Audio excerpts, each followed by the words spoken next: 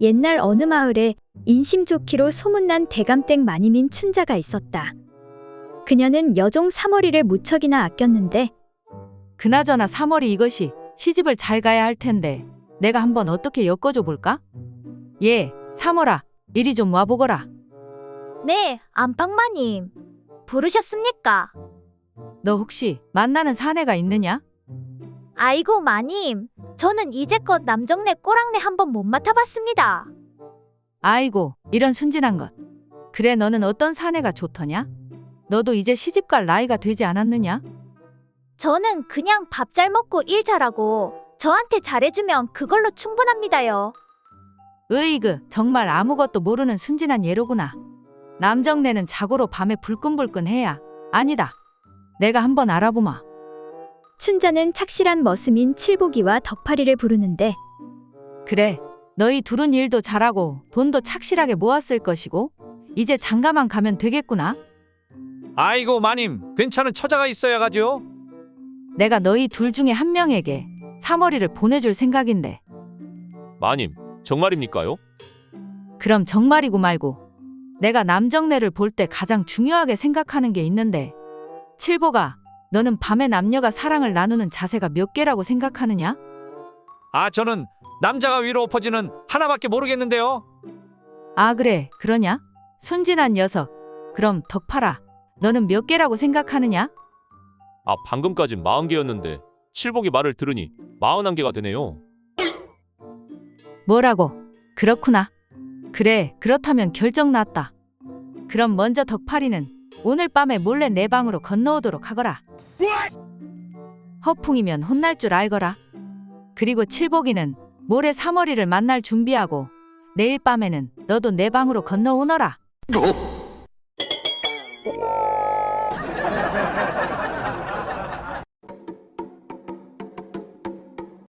옛날 어느 고을에 이씨 성을 가진 한 내시가 있었는데 이 내시의 아내는 색을 밝혀 남편 몰래 다른 사내와 정을 나누고 있었다. 그런데 그것이 탄로날까 두려워하여 미리 남편인 내시에게 말하기를 남들이 말하는데 아기를 가지게 될 때에는 부부간의 사랑이 보통 때보다 갑절이나 더 하다고 합니다. 제가 요즘 당신을 사랑하는 마음이 갑절이나 늘었으니 생각건대 혹시 아기를 가지지 않을까 합니다. 부인, 참으로 안타깝게도 우리 내시들은 물건이 잘려 정상적인 잠자리를 할 수가 없으니 어찌하겠소? 이에 아내가 말하길 여보, 제가 어찌 그것을 모르겠습니까? 헌데 제 생각으로는 대나무를 잘라 대롱을 만들어 당신의 잘라진 물건의 뿌리에 붙여대고 그 대롱을 제 다리 사이에 넣어 잠자리를 하면 아기씨가 대롱을 통해 제 몸속으로 들어와 반드시 임신을 할 수 있을 것입니다. 내시는 아내의 말이 그럴듯하여 매일 밤 아내의 말대로 실천하였다. 여보, 이렇게 접촉하니 실제로 하는 것과 조금도 다를 바 없이 기분이 너무 좋습니다. 난 별로 기분이 좋지 않지만 아내가 좋아하니 계속해보는 수밖에. 그리고 한 달쯤 지나 아내가 말하길 여보, 제가 정말로 임신을 하였습니다. 이에 내시 씨는 너무나 좋아서 친구 선비들을 불러 자랑을 했다. 이보게들, 나 같은 내시들이 자식을 못 낳는다고 했는데 그건 사실이 아니라네. 잘만 하면 내시들도 얼마든지 자식을 가질 수가 있다네. 내 아내가 이미 임신을 하였다네. 세상에 그런 일이 어떻게 있을 수 있단 말인가? 친구들은 이 씨가 속은 것이라고 하며 웃었다. 이에 이 씨가 말하길 그러니까 아내의 말에 의하면 대나무로 이렇게 저렇게 하면 임신을 할 수 있다고 하던데. 그 뒤 아내가 아들을 낳게 되자 이 씨는 기뻐하면서 다시 친구들을 불러 자랑했다. 이 아이는 나의 성을 따라 이 아무개라고 이름을 지어주었다네. 그 말에 친구들이 웃으면서 아니 이 사람아, 그 아이는 대나무통으로 임신하였으니 이씨가 아니라 죽씨라고 해야지 왜 이씨라고 하는가? 하면서 놀려대니 이에 이 씨가 노하며 말하길 아니 그러면 자네 아이의 성씨는 자씨인가?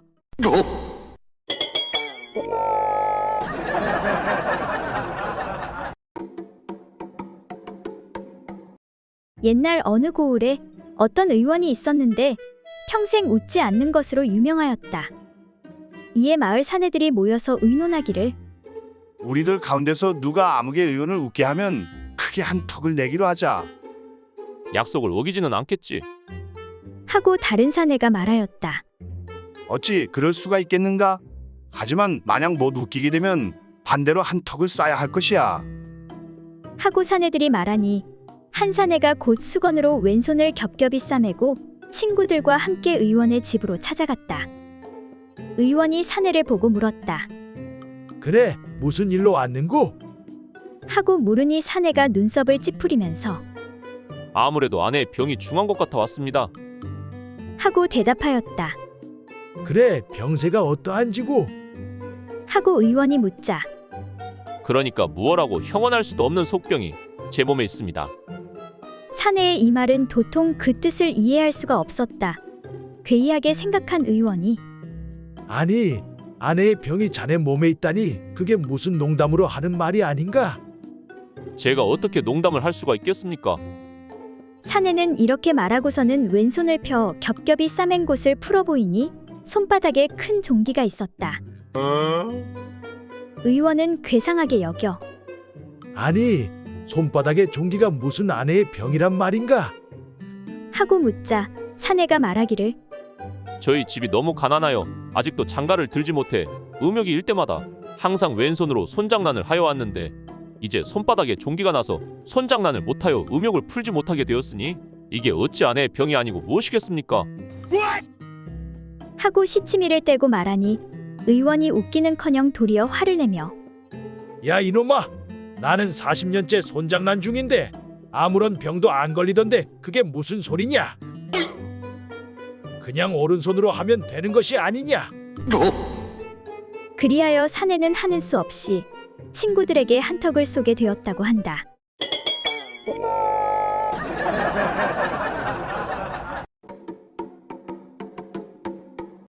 옛날 어느 마을에 어떤 앞 못 보는 남편이 말 못하는 아내와 함께 방에 앉아 있었다. 그런데 그때 갑자기 이웃에서 많은 사람들이 떠드는 소리가 들리는 것이었다. 이에 앞 못 보는 남편이 아내에게 아니, 어디서 저렇게 떠드는 소리가 나는 것이오? 하고 묻자 밖을 내다본 아내가 한 손으로 남편의 두 젖 사이에 사람 인자를 썼다. 그러자 남편이 두 젖 사이에 사람 인자이니 그렇다면 불이 났소? 도대체 어디서 불이 난 것이오? 하고 다시 묻자 아내는 남편의 손을 잡고 자신의 옥문을 만지게 하였다. 촉촉이 젖은 이곳이라면 진흙골에서 불이 났단 말이오? 그러면 진흙골 누구의 집이오? 남편이 또 그렇게 묻자 아내는 남편에게 입을 맞추었다. 입 구자가 두 개이니 여생원 댁이란 말이지? 그래, 그러면 얼마나 탔소? 남편의 말에 아내는 남편의 바지를 내리더니 갑자기 그곳의 털을 다 뽑아버렸다. 아이고, 다 타고 기둥만 남았다고? 아이고, 불쌍하구나. 불쌍해. 하고 아픔에 눈물을 흘리며 탄식을 하였다. 부부가 이렇게 대화를 나누고 있을 때 마침 한 사람이 밖에서 부르는 소리가 들렸다. 그 주인장 안에 계시오?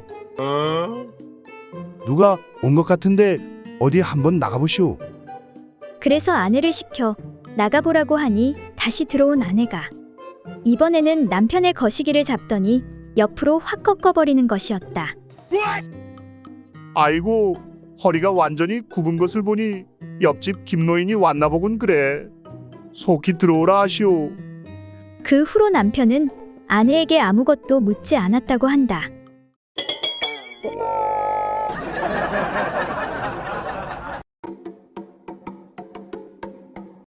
옛날 어느 판서대감의 사위로 박서방이라는 사람이 있었다. 그런데 엄마가 밥을 다 먹어버리면 우리는 뭐 먹어? 아내의 눈을 피해 여종과 종종 이상야릇한 짓을 하였다. 어느 날 저녁 박서방은 여종에게 가려고 아내가 잠들기를 기다리며 아내의 얼굴을 유심히 쳐다보고 있었다. 그런데 이를 눈치챈 아내가 코를 크게 골면서 자는 척을 하였다. 옳지, 틀림없이 잠들었구나. 박서방은 아내가 정말 깊이 잠이 든 줄 알고 살금살금 여종의 방으로 몰래 들어갔다. 잠시 후 아내는 이때를 놓칠세라 문을 꽉 잠그고 소리쳤다. 도둑이다 도둑! 도둑 잡아라! 이 소리에 모든 식구가 놀래서 일어났고 판서대감은 종들에게 명하여 도둑을 잡도록 하였다. 도둑이 어디에 숨었는지 어서 찾아보도록 하여라. 집안 이곳저곳을 찾아보던 종들은 대청마루 밑에 한 남자가 벌거벗은 채 엉덩이만 밖으로 내밀고 있는 것을 발견하였다. 여기 도둑놈이 숨어 있다. 이놈, 어서 나오너라. 안 나오면 엉덩이에 불을 붙여버리겠다. 이에 종들이 들고 있던 불로 엉덩이를 지지려 하자 한 여종이 뛰어나와 말리며 말했다. 멈추세요. 저 엉덩이는 틀림없이 서방님 엉덩이입니다. 그래서 종들이 그 남자를 끌어내어 보니 정말 박서방이 아닌가. 다음날 박서방의 아내와 장모가 맛있는 음식을 차려놓고 서방님 엉덩이라고 말한 여종을 불러 음식을 대접하며 말하였다. 너로 인해 서방님께서 큰 변을 모면하게 되었구나. 이것은 다 너의 공이다. 그런데 내가 어찌하여 그렇게 서방님의 엉덩이를 잘 알고 있는 것이냐? 그 말을 들은 여종은 얼굴을 붉히며 말했다. 엉덩이에 점이 없는 것이 판서대감님 엉덩이가 아니라 틀림없이 서방님 엉덩이였습니다.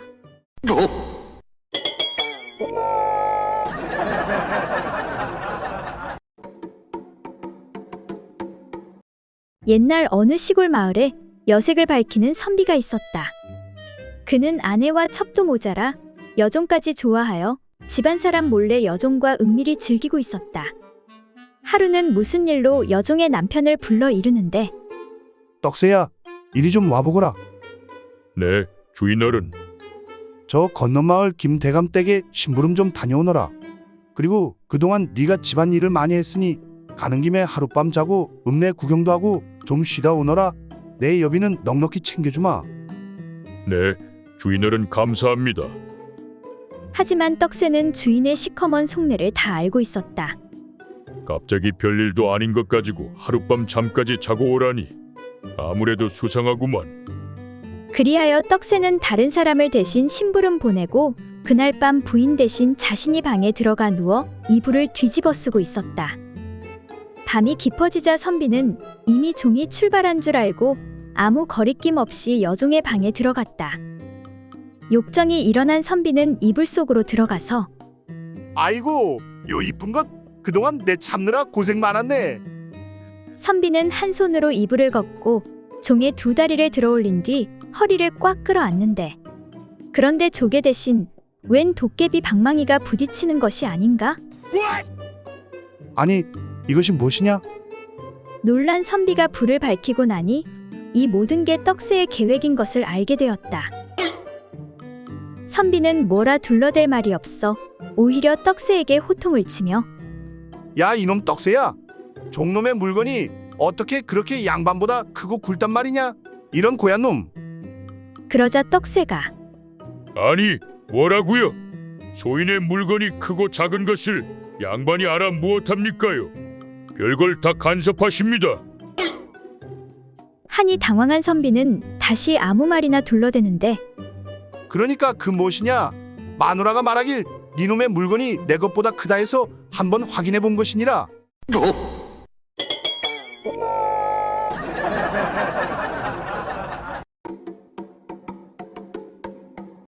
옛날 어느 마을에 늘 콧물을 한 사발씩 흘리는 사내가 있었다. 이를 못 마땅해 한 아내가 야단을 치며 말했다. 어서 의원에 가서 약을 먹던지 어떻게 치료 좀 하세요. 아이들 보기가 부끄럽지도 않아요. 그래서 사내는 하는 수 없이 의원을 찾아가게 되었다. 의원 날이 내가 늘 콧물이 흘러서 그러는데 이걸 멈출 방법이 없을까요?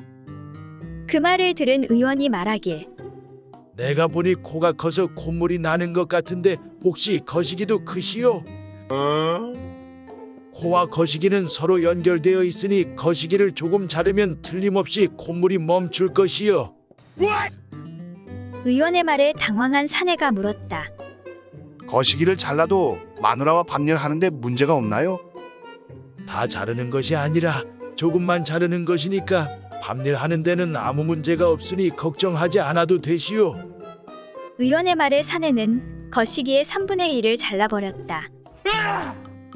그랬더니 신기하게도 콧물이 멈추는 것이었다. 그렇게 의원에 갔다 집에 돌아온 남편에게 아내가 물었다. 그래, 어떻게 되었나요?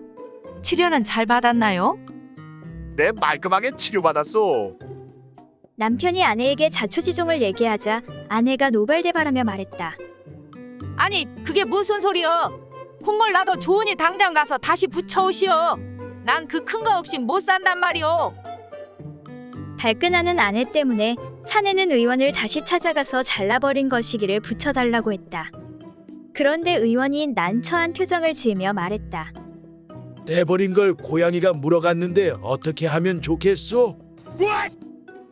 이에 화가 난 사내가 거시기를 물고 간 고양이를 붙잡아 호통을 치며 말했다. 야, 이놈아, 어서 내 거시기를 뱉어내지 못할까? 하지만 고양이는 야옹야옹만 할 뿐이었다. 이놈, 어서 삼켜버린 내 거시기 뱉어내라. 이놈아, 우리 마누라도 아까워서 물었다 뱉었다 한단 말이야.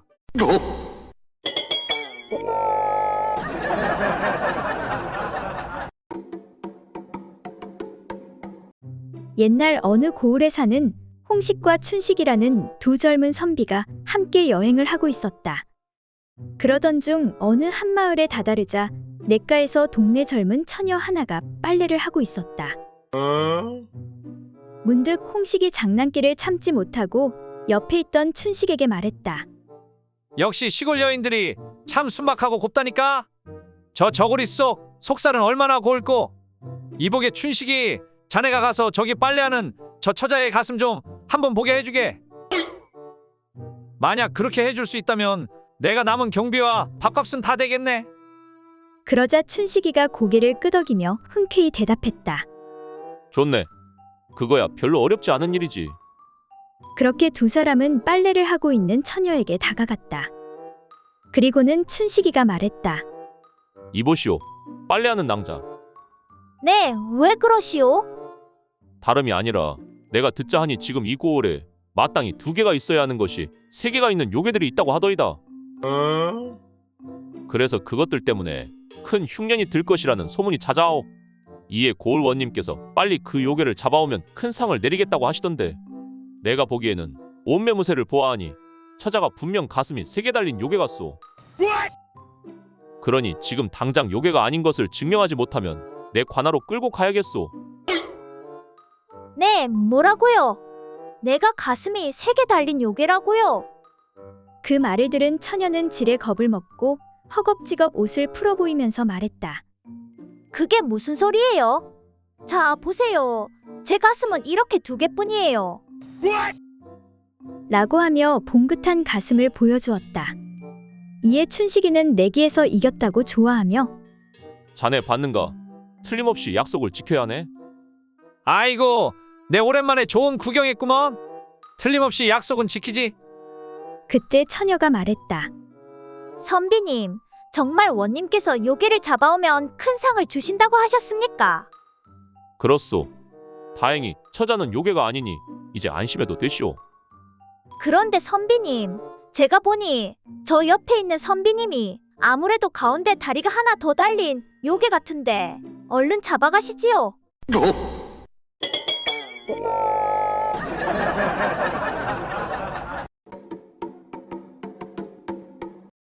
옛날 어느 시골 마을에 젊은 부부가 어린 아들과 같이 살고 있었다.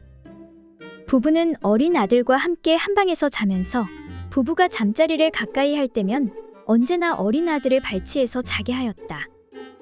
그러던 어느 날 밤 아내가 말했다. 서방님, 주무세요. 우리 아이 하나 더 가지는 게 좋지 않겠어요? 하며 웃으며 말하는 것이었다. 이에 아들이 자는 것을 확인한 부부는 잠자리 행사를 즐기기 시작하는데, 남편이 아내의 배 위에서 상하 운동을 심하게 하니 자연히 이불이 흔들리고 말려 올라와 자고 있던 어린 아들이 이불 밖으로 밀려나게 되었다. 다음 날 아침이 되자 아들이 아버지에게 묻는 것이었다.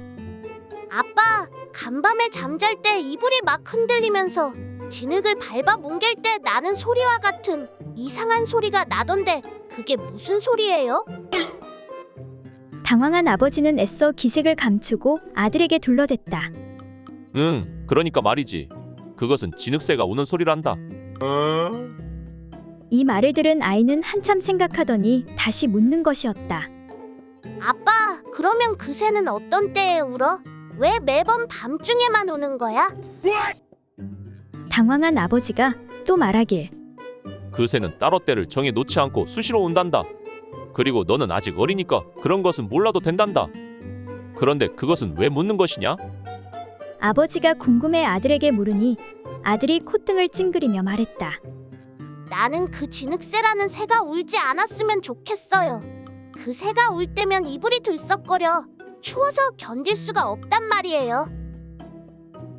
아버지는 그런 어린 아들이 측은하게 생각되어 머리를 한참 쓰다듬어 주니 아들이 웃으며 말하기를. 하지만 이젠 걱정 없어요. 그놈이 또 울면 새총으로 쏴버릴 거예요.